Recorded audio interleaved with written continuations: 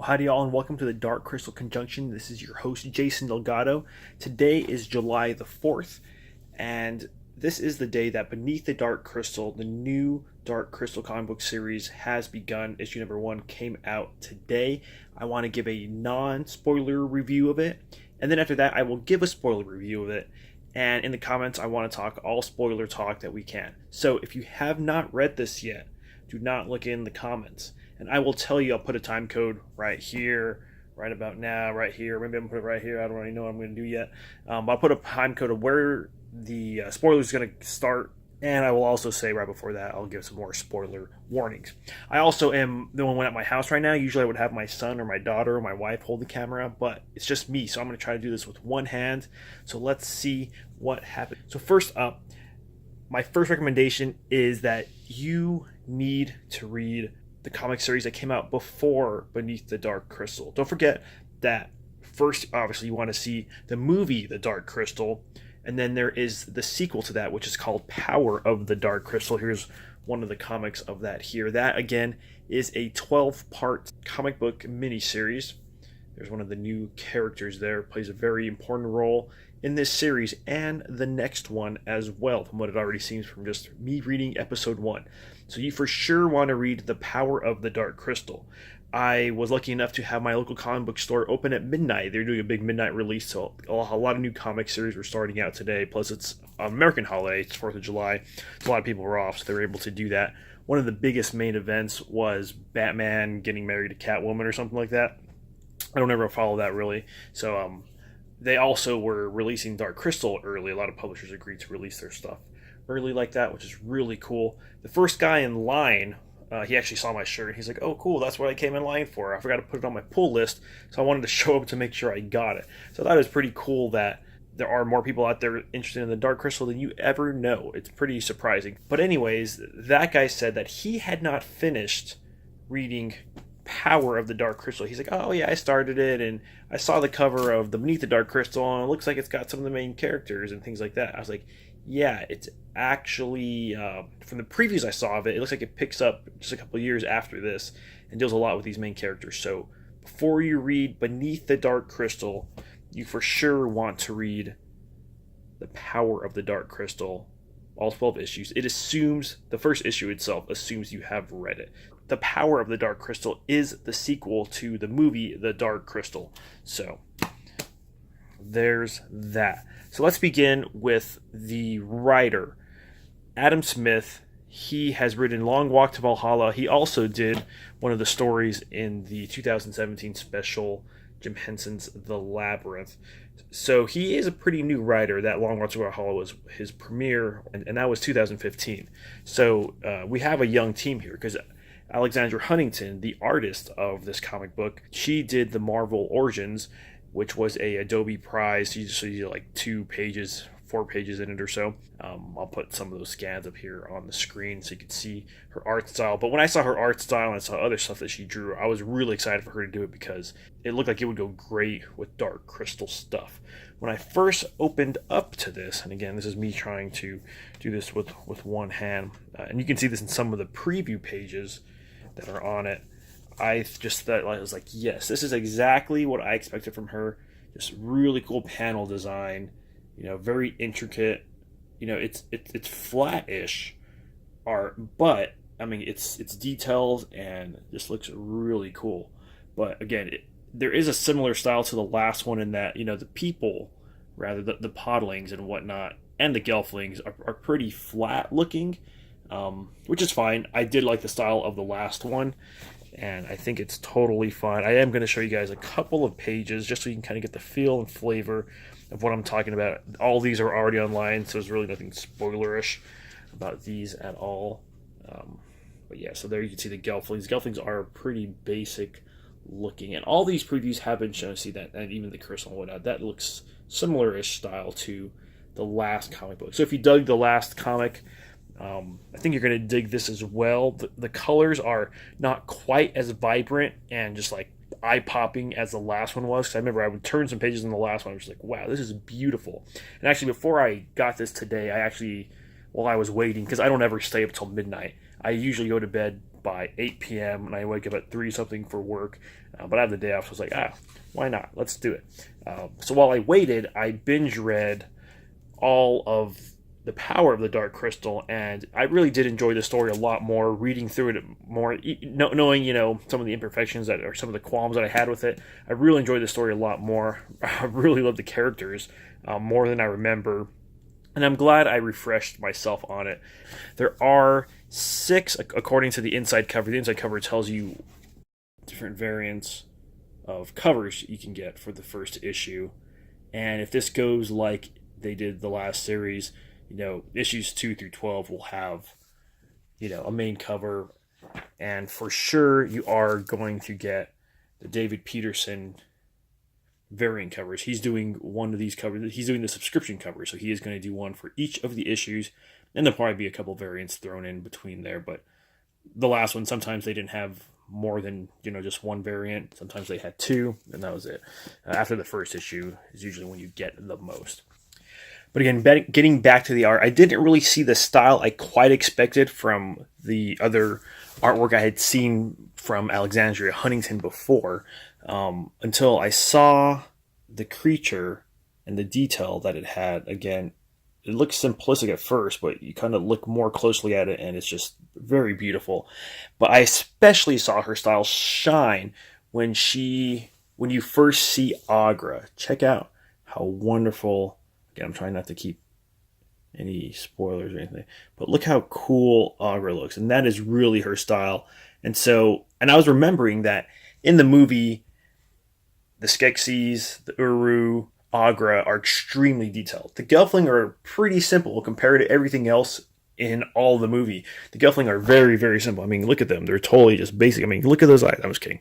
That's the pop. So totally, you can't go base on that. But you guys know what I'm talking about. So I understand why the Gelflings look a little more flat, and the Podlings as well. They're very simple. They're very basic. But the other stuff that requires detail, she really brings out. Again, this is Archaia Boom that makes these. They always have a much higher quality paper and cover than all my Marvel comics and all the other stuff I get. So they always do a good job. The print always looks fine. So there's no issues there. The only other thing I will say about the artwork is sometimes the backgrounds are extremely detailed, and then sometimes they're just flat. It's kind of inconsistent. I mean, it doesn't bother me too much. I notice a little bit. So let me just try to show you 2 quick panels without hopefully spoiling anything. But if you look at this panel, it's very detailed background. Again, it has that flattish style, but it's there. But then you look at this panel here, and the background is just kind of empty. It's like, oh, okay. And there's a lot of panels like that. But overall, the comic itself looks good. The art is nice. It is a different style. It does feel more like the last one, except when you get into certain parts and certain frames. So without giving any spoilers away, it is a intriguing story so far. Again, it picks up with our main characters from the last comic series, Power of the Dark Crystal, Thra and Kensho. And so if you love them as characters, again, they're right there on the front cover. You're going to get a lot more of them. The author does say he does want to do a lot more world building, which is really cool, and I'm really hoping that he does go through that. He only has 12 issues. There's only so much you can fit. These are just normal sized comic books, so it's not like these are extra pages or anything like that, like some series are doing nowadays. But I would say that it is intriguing so far. I'm excited for what it's going to bring. You can't really tell yet who the main antagonist is going to be or what the main quandary is going to be. It's definitely going to grow the 2 main characters, Kensho and Thra. You can definitely see they've already grown from the last comic, and even when you see them in here, they look a lot more mature, especially Thra. But I'm not quite sure where they're going on this journey yet, what adventure they're going on, or what kind of conflicts they're going to run into. So far I'm intrigued. It's good. I'm excited for it.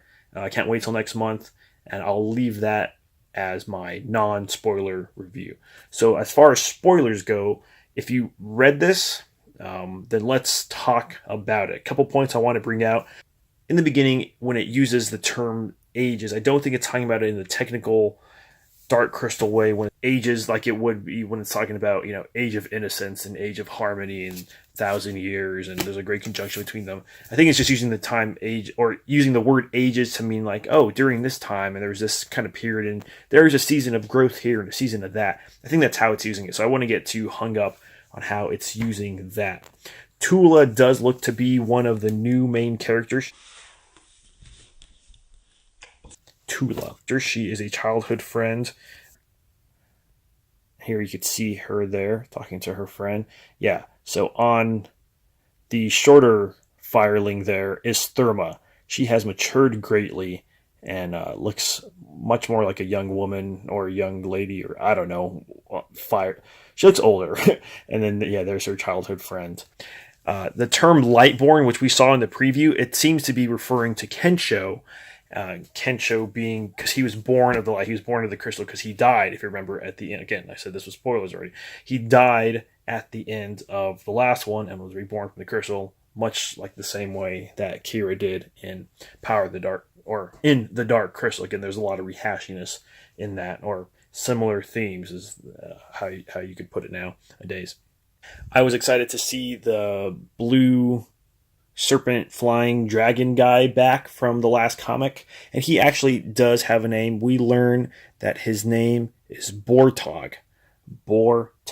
Super cool guy. I especially loved how they introduced him. Again, I don't have this isn't out digital yet, so I'm just using my comic book. He's there kind of creeping in the hallway, and then you get this cool him in the shadows, and until he's finally revealed, and people are all freaked out, but no, it's just cool Bortog. He's all good. Bortog, rather. He's all good. Again, that first pick of Aqua is more what I was hoping from the art style, so I'm really happy to see that, and happy to see that kind of continued on through the comic in other ways. We did find out that the Firelings refer to their Ember Queens as Your Ember, much like Your Highness and whatnot. The events of the last comic are referred to by the Firelings as the Great Dim, as in the fire dimming out. Remember, the fire was dying, that's why all the Firelings were dying. The Urskeks were asked about 2 times throughout the comic when there's just kind of crowds and they're talking. People are asking, well, what about the Urskeks? Or did you see anything from the Urskeks when you were, like they even asked Kensho, did you see anything about the Urskeks when you were in the crystal or when you died? And he's just kind of like, I don't, there's so many questions. But it's cool though, because that shows me that the Urskeks themselves are on the author's mind, and maybe some answers from them, or where they were, what happens when you die and you're reborn from the crystal. So I hope he tackles some of those, or at least gives us some more Urskek stuff. I love the Urskeks, or gives some history about it somehow, something. We did learn some more lore about Mithra. We do know that it does talk about them in the last comic, them having elders, like a multiplicity of elders, and Ember Queens. We do learn now that Mithra has always had 3 Ember Queens. That's usually who rules. And the way they describe it is that they have 1 for each shade of the fire, so there'd be 3 of them, and 1 for each moment in time, past, present, future. Oh, I did think that Thurma looks like she'd aged a lot more than Kensho had. And it's probably just because Kensho always had white hair, so his hair is just a little bit longer, so he doesn't look as old, much older as Thurma looks. And again, I don't know how Gelflings age, we don't really know that. But I would guess this is 5-10 years in the future maybe, because she looked much more like a little girl. So maybe 10, 15, I don't know. There's been young queens before, so it's all good. We do get that reveal of probably someone who's going to be a big antagonist. I don't know if the main antagonist, but definitely going to be a thorn in the side for Thurma. And her name was Nita. And she claims to be the sole heir of the first Firelings, Chal and Salura. Remember in the last comic series that Chal was the one who founded Kensho's clan. He was really instrumental in the Deucent clan, and the Deucent clan is a clan that's talked about in the prequel books. However, the description of the Deucent clan in the prequel books and on the Dark Crystal website, when it's talking about the clans, it's talking about that kind of all before the movie. It seems like they changed a lot. So we still don't really know if the clans carried over. There's a lot of other clans that are named in the last comic book series, Power of the Dark Crystal, which aren't these 7 main clans that you read about in J.M. Lee's 4 books.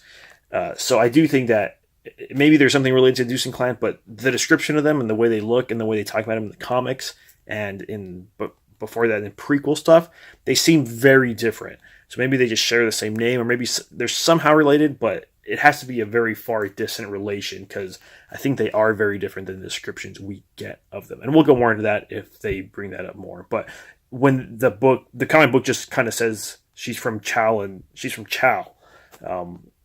you're just like, oh, who's that guy? Well, I was glad I reread the comic series, because he is mentioned a couple times in that as being a big part of the Dulcin clan. The challenge she also brings her is the crowning ceremony. The challenge to the crowning ceremony. So I don't know exactly what that means. I'm assuming.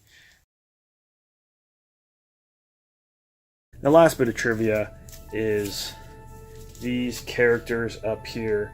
You have Urza, the ritual guardian, and Skekzak, the ritual master.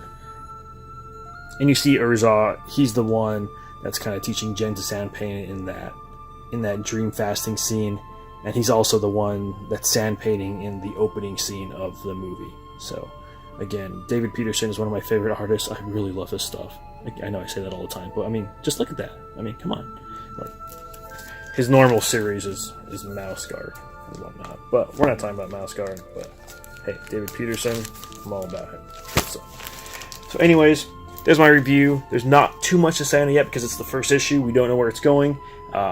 I'm positive. I'm looking forward to more.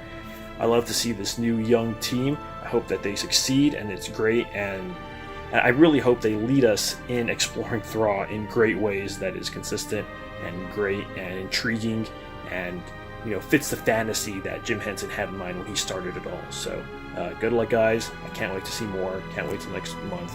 Until then, keep exploring Thra.